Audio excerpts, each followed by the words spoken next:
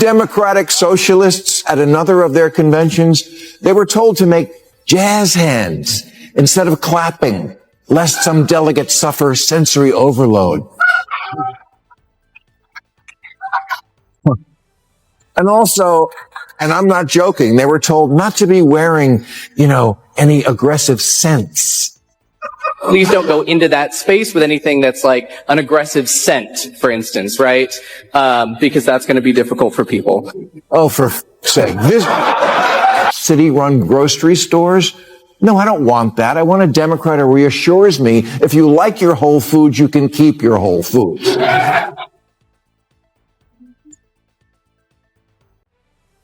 Governor-elect Spanberger once said about Biden's presidency that, quote, nobody elected him to be FDR. They elected him to be normal. Normal. Bill Maher has never been afraid to call out his own party when he thinks they've lost the plot. But this time it feels different. The outspoken comedian went straight after Democrats, warning that some of the ideas they're pushing could seriously backfire. And if you know Maher's style, you already know how it went ruthless, sharp, hilarious, and brutally honest. If you don't see it right away and go along, you're bad, stupid, and deplorable. As if you were saying, duh, 2 + 2 = 5. Isn't that obvious? Yeah, it's obvious you can't add.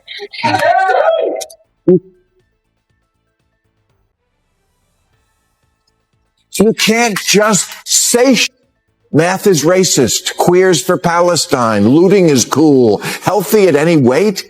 If the men's football team played the women's team, it would be a tie. You can't just say shit. Bill Maher didn't hold back when he targeted what he sees as woke ideology growing inside the Democratic Party. He made one thing clear.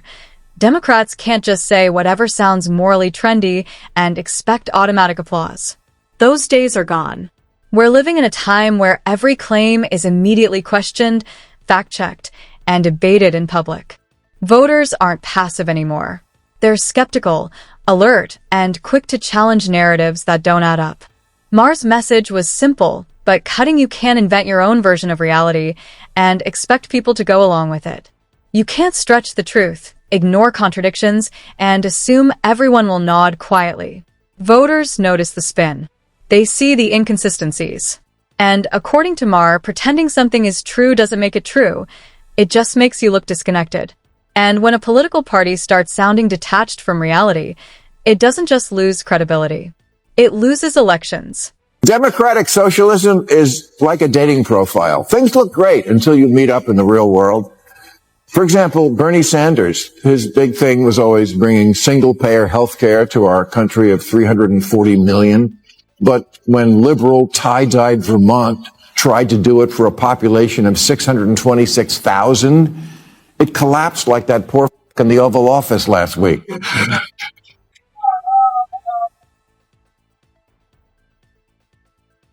Bernie, AOC, Mandani are not Democrats. They'll be the first to tell you that. They're Democratic socialists, and that's a very different thing, and I don't think people know. Bill Maher didn't stop there. He also criticized what he sees as his party's growing flirtation with socialist rhetoric and candidates, calling it a risky political gamble. He pointed to polling data suggesting that around 66% of Democrats now view socialism favorably, while only about 42% see capitalism in a positive light. To Maher, that shift isn't just symbolic, it signals a party drifting into uncertain territory. His warning was blunt. Embracing ideas that many Americans still distrust could push away key voters and hand easy talking points to opponents. He argued that voters don't like feeling nudged towards systems they associate with heavy government control or economic decline. Maher's point was clear: if Democrats continue leaning into labels and policies that make mainstream voters uncomfortable, they risk more than criticism. They risk losing trust, credibility, and ultimately elections. We already have a lot of socialism. Social Security, Medicare, Medicaid, unemployment insurance, food stamps, veterans benefits, Pell Grants, COVID-era payments, farm subsidies, disability payments, Fannie Mae, Freddie Mac, corporate bailouts, and the jobs program that is building weapons the Pentagon doesn't even want. All that is socialism, much of it appropriate to soften the edges of capitalism, but the DSA, are radicals about this concept. And radical economic policy is always ineluctably married to radical social policy. Their platform, for example, calls for completely open borders. They're for what Biden was doing, but more. You think you're going to win an election on Bill Maher acknowledged that America already operates with several policies that reflect collective investment programs like Social Security, Medicare, public schools, and emergency services. He admitted those systems serve an important role, but his concern is about going too far. According to Maher, aggressively branding the party around socialism could alarm moderate voters and hand political opponents the easiest attack line possible. He reminded viewers that he's issued warnings before cautions that were ignored, only for Democrats to face painful electoral consequences later. Now, he believes they're approaching another pivotal moment. His argument isn't about rejecting reform or compassion. It's about political survival. Move too far, too fast, and voters may push back hard. Maher's message to his party is straightforward. Learn from past mistakes, or prepare to repeat them. Either defund the police or military in the streets. Either MAGA's crypto crony capitalism or city-run grocery stores. No, I don't want that. I want a Democrat who reassures me if you like your Whole Foods, you can keep your Whole Foods.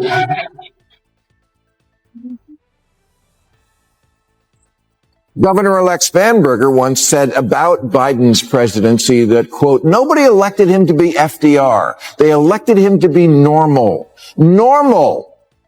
You know, at this year's DSA convention, or as it's commonly known, Comic-Con, get this, you had to submit a photo of a negative COVID test to get. What frustrates Bill Maher most is what he describes as the merging of woke activism and socialist messaging within the Democratic Party. In his view, ideological purity tests and constant virtue signaling have pulled the party further away from the political center, the place where most elections are actually won. He argues that when messaging becomes more about proving moral superiority than solving real-world problems, voters tune out or worse, walk away. Maher believes political parties succeed by persuading undecided voters, not by preaching to those who already agree. Doubling down on polarizing rhetoric, he warns, risks reinforcing the image of a party disconnected from everyday concerns. For Maher, the path back to political strength isn't ideological escalation, it's rebuilding credibility with the voters who ultimately decide elections. It seems to me that there are two pillars that this country is founded on. One is democracy, and one is capitalism, free markets. And it seems like one party wants to get rid of one, and the other party wants to get rid of the other, right? The Republicans are not that, democracy is just not number one on their list. It just isn't. It isn't. It's behind Christianity and a few other things. And the Democrats, I mean, I read these 74% are for democratic socialism. Only 16% favor capitalism. Is this going to be a country that I don't recognize in 5 to 10 years if we don't have these two pillars? Maher also pushed back against constant claims that democracy is on the verge of collapse. In his view, the greater political risk isn't an overnight dictatorship, it's a party drifting too far from the voters it depends on. He pointed again to polling trends showing growing openness towards socialism among Democratic voters, warning that such shifts could reshape the party's future in unpredictable ways. Maher suggested that if the trend continues, openly socialist candidates could gain serious momentum in primaries and rise to national prominence. His concern isn't just about labels, it's about consequences. He argued that positions perceived as extreme could alienate moderates and independents, the very voters who decide national elections. Maher's warning was clear. When a party moves faster than the country tends to push back. Where are the Democrats going with this? If Mondami is the face of the Democrats on the East Coast and Katie Porter is the face on the West Coast, I don't know if that's great politically for that. Bill Maher made it clear he doesn't see this trajectory ending well if Democrats continue in that direction. His argument is grounded in political reality. Outside deep blue cities and activist circles, many Americans remain skeptical of socialism as a governing philosophy. For millions, capitalism, despite its flaws, still represents opportunity, mobility, and the chance to build something through hard work. It's familiar. It's understood. And even when criticized, it's not something most voters want dismantled. Maher's concern is that rhetoric perceived as anti-capitalist could alienate the voters Democrats need to win nationwide. He believes Americans don't necessarily want to replace the system, they want it reformed and improved. There's a difference between reform and replacement. Confusing the two, he warns, could prove politically costly. Democratic socialists at another of their conventions, they were told to make jazz hands instead of clapping, lest some delegates suffer sensory overload. And also, and I'm not joking, they were told not to be wearing, any aggressive scents. Please don't go into that space with anything that's like an aggressive scent, for instance, right? Because that's going to be difficult for people. Oh, for f***'s sake. At this point, Bill Maher has made it clear he's reached his limit with what he sees as the party's obsession with woke logic and performative politics. In his view, too much focus is placed on viral talking points and internal approval rather than addressing everyday concerns. He argues that by trying to satisfy smaller but louder factions, Democrats risk overlooking the broader electorate that actually determines national outcomes. Most voters care about practical issues: jobs, affordability, safety, stability, not ideological signaling. When those priorities are overshadowed, voters notice. And according to Maher, that disconnect creates opportunities for political opponents. His message is blunt. If Democrats prioritize internal applause over public trust, they shouldn't be surprised by electoral losses. They have gone out of their way to post messages on social media about the current Trump administration and what's happening to American lives. The problem is they're all literally saying the same damn thing. Don't believe me? Check it out. I win, I will immediately bring prices down starting on day one. That ain't true. That's what you just heard. Since day one of Donald Trump's presidency, prices are not down, they're up. Inflation is getting worse. Not better. The prices of gross gas.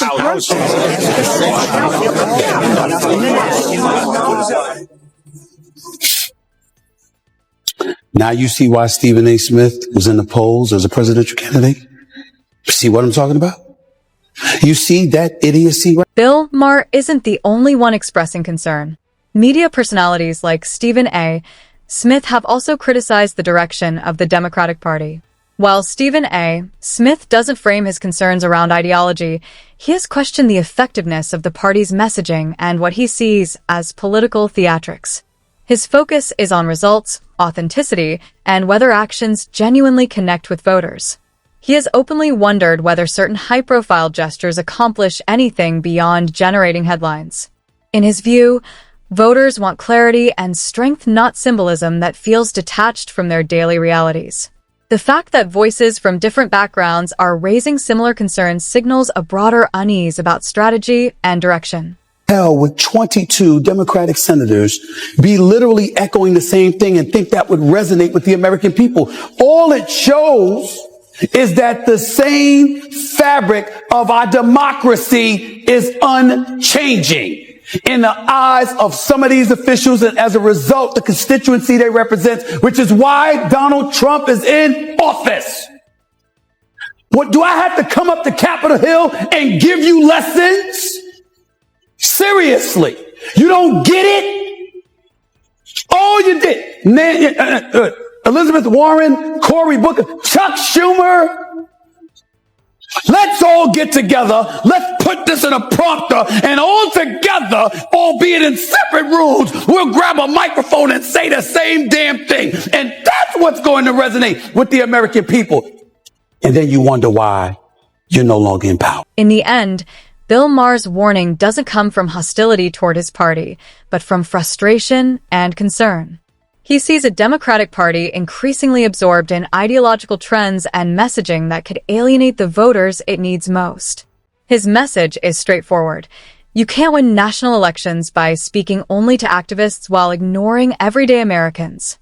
And when voices like Stephen A. Smith echo similar concerns, It suggests this isn't just one comedian venting, it's part of a wider alarm. Maher's challenge to Democrats is urgent but simple. Reconnect with reality, focus on practical issues, and stop chasing ideological approval at the cost of public trust.